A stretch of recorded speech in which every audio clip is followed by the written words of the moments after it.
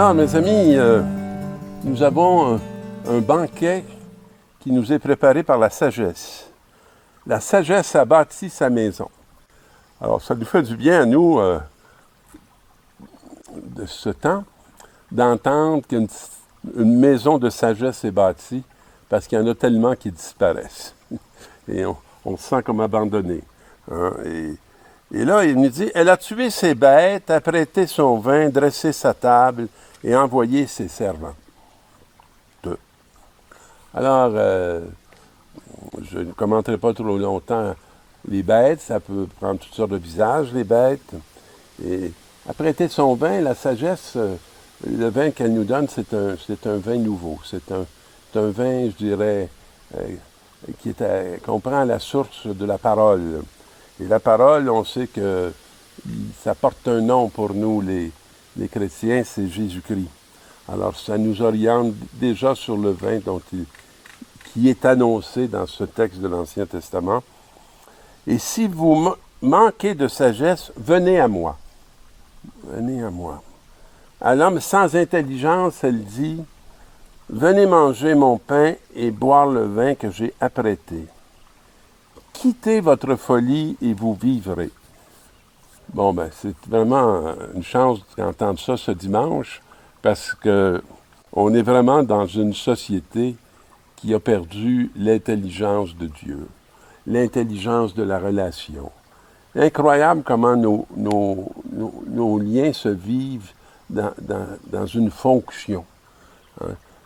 Regardez un ordinateur, c'est juste des fonctions. Puis, on se bute constamment sur cette nouvelle technologie qui, en tout cas pour ma génération, fait qu'on devient vraiment sans intelligence.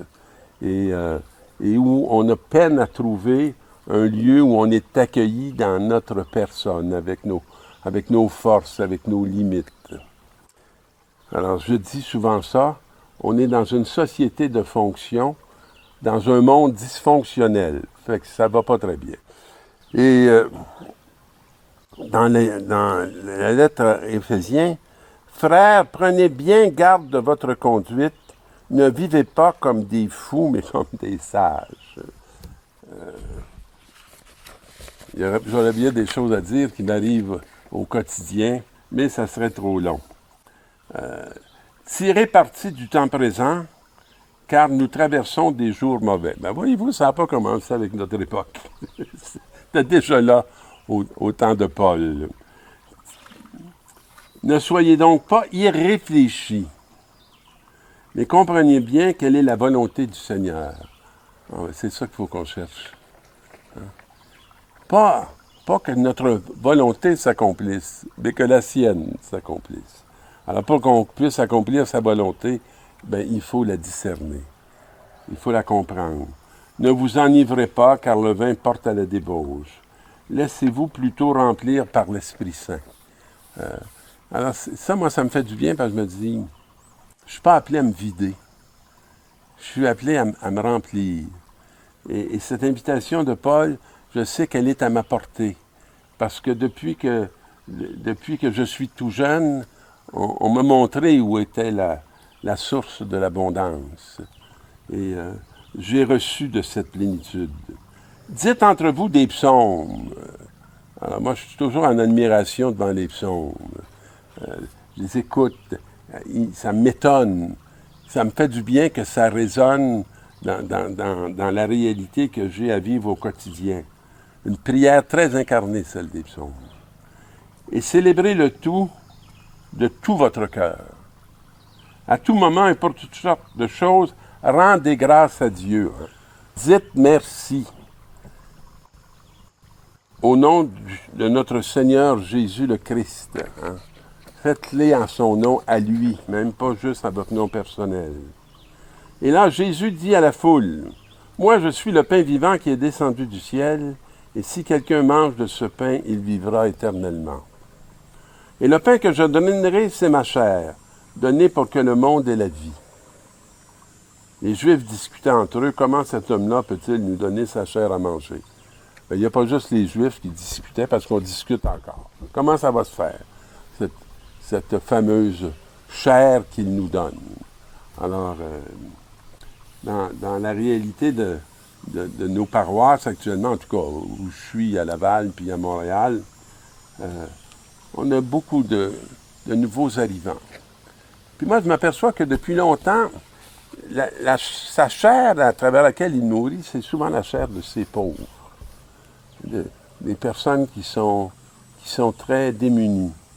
Puis moi, je veux dire, si on veut mesurer l'intelligence de nos politiques, il faut juste regarder quel effet ça a dans les médias sur les plus démunis. Si ça leur permet de se mettre debout, bien, notre politique est sûrement intelligente. Mais si ça fait qu'ils vont payer le coût de nos intelligences surfaites, ça veut dire qu'elles ne sont pas aussi intelligentes que l'on pense.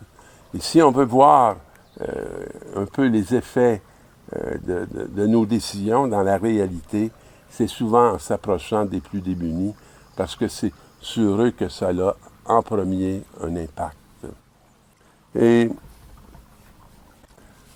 si vous ne mangez pas la chair du Fils de l'homme, si vous ne buvez pas son sang, vous n'aurez pas la vie en vous. On a confisqué le sang de beaucoup. Et parfois, là, écouter les nouvelles ou les approfondir, c'est découvrir de telles injustices dont on est complice. Et dans le fond, la première réalité pour que ça puisse se transformer, c'est que qu'on développe notre conscience.